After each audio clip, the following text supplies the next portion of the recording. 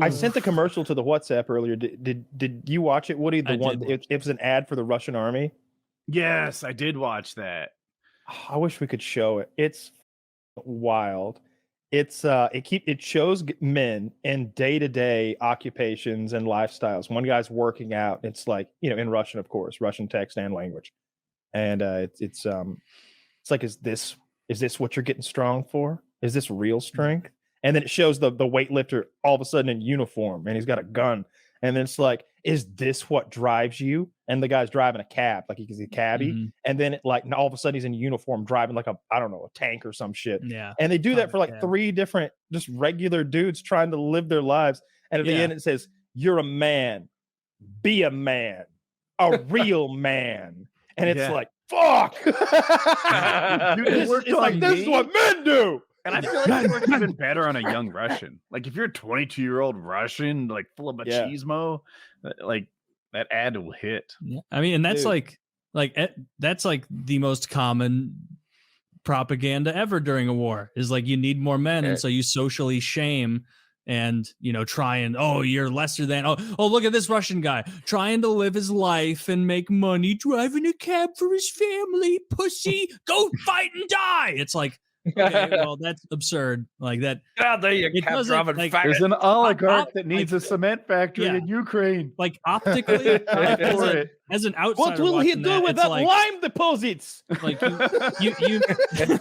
you make propaganda in the furtherance of something that's not currently happening to what you want, and so clearly they're not getting fuck all as far as like voluntary recruitment, and so you need to do this other ham-handed, like, you pussy, fight for someone's interests who don't align with your, like, dude, it is a rough war to participate in. I don't see a lot of Russians like eating 3 squares on a naval ship, just like, barely involved in the war, launching some artillery from afar. No, this is World War I shit, trench warfare. It's brutal. Yeah, it's it doesn't look like it's sort of like degraded into that like stalemate, but it feels like it's starting to like get to that point. And like you look at like well, in some places you see like, but like how like you see like pictures of World War I and it's just like a trench line that's just completely obliterated. There's just all there is mud.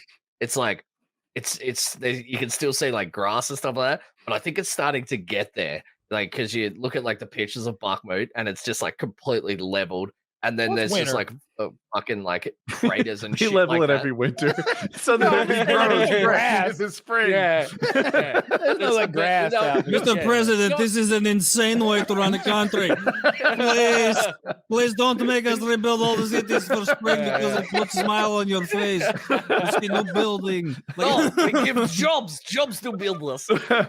No, I hear what Kyle's saying. It'll green up, but what I agree with Slush, not though. saying like I see specifically like grass, but it just like it looks like it's starting to get to that point where it's about to just grind to a halt in specific places.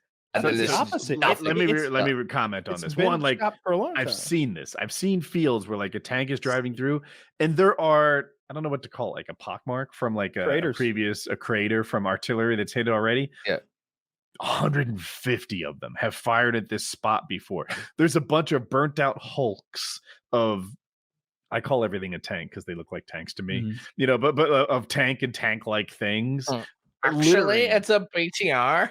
That's an armored personnel carrier with a long nose. You're all wrong, Woody. You don't know a tank. I don't. But yeah, they're scattered all over the place. Hulks, which are basically caskets because there's dead people in there. And now it's your turn to go through this artillery fire. And it's like, gosh darn, we've been fighting in the same place all winter long, and it looks like hell. Having said that, I talked maybe 3 weeks ago about the Ukrainian counteroffensive, and I was like, everyone knows this is coming. I can tell you what they're going to do. They're going to go south of Bakhmut, try to get across to the Caspian Sea, perhaps, and the land bridge that Russia has on its way to Crimea. And like, dude, fucking Uber drivers, people who get your ice cream for Uber Eats know the like Ukrainian counteroffensive is coming and what the plan is. There's no secrets. And then the like Ukrainian Minister of Defense said the counteroffensive has begun. Are we engaging in war where secrets are gone? Where people like you just can't keep a secret anymore? because there's so many drones and so many satellites and so much surveillance that the point of secrets are gone. I think this is like the first war that's just like completely live streamed. Like, that's what's fucking weird about it. Like, I don't think there's ever been anything like this. Like, because that like Vietnam was like the first like war where they had like fuckloads of reporters there, and then it just lost like all public interest almost immediately. But this one's like a widely Western supported, and they completely live streamed. It's a very weird, like it's unprecedented, I think. Mm-hmm. Yeah, if they were actually live streaming it, I would watch. During the first Gulf invasion, they did. There were reporters who had complete faith in the accuracy of American long-range missiles, and they would just watch them take out the targets that they were going for, filming it. And it was blowing our minds in like 1991 or whatever that was. Now, my goodness, every soldier has like a cell phone that gives away their position and a GoPro, and they're just like filming their trench warfare. And I see it on Reddit. And I see it on YouTube, and and then of course there's the general troop movements and the maps that track everything. They'll tell you which divisions are where, especially on the Russian side, because people don't like them. So they'll keep a Ukrainian secret a little bit, but the Russian ones, they're like, this is where the Wagner forces are. This is where the airborne are replacing them. I'll just say it's crazy to watch, and the Ukrainian counteroffensive seems to have just begun. We'll see. Yeah, it's like the playoffs are coming. Like it's my third favorite sport. It's my third favorite sport. Please tell me baseball's not ahead of war. No, it is by a bit. No, I think no MMA and it's always been MMA and women's beach volleyball.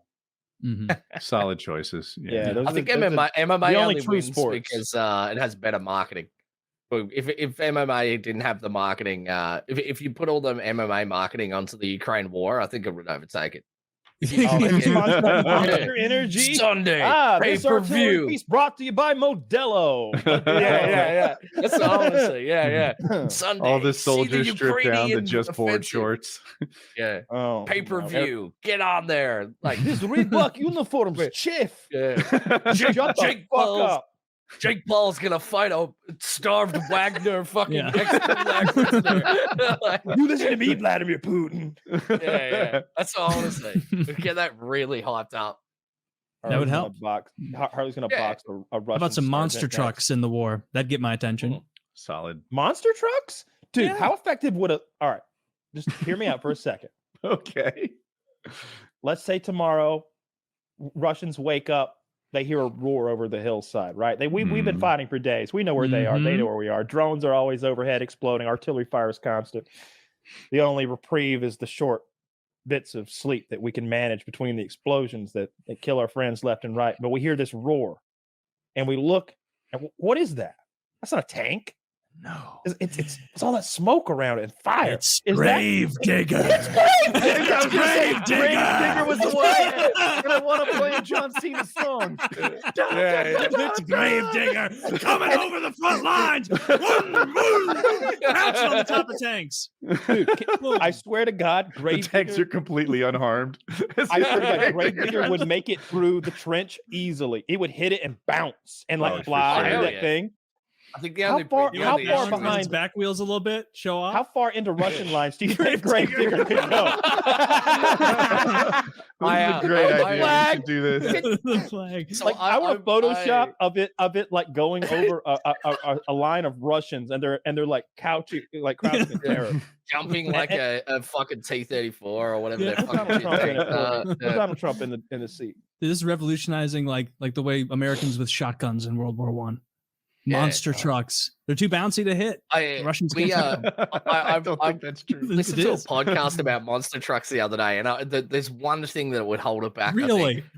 Seriously, I listened to this. It was just this like random fucking podcast about like how monster trucks. So I listened to this like how stuff works thing because it just like fills my head with the general knowledge that gives me dopamine, so I can just like tell my friends random facts about shit and pretend I'm smart. Yeah, you know that. Yeah, but So this, so I listened to this monster truck one, and they're talking about like how many miles per gallon this like fucking gravedigger gets, and it was just like abysmal. Like this thing could drive like fucking 200 meters, and then it's fucked. It's like out of gas. So like, I bet it gets less than 5 miles per gallon.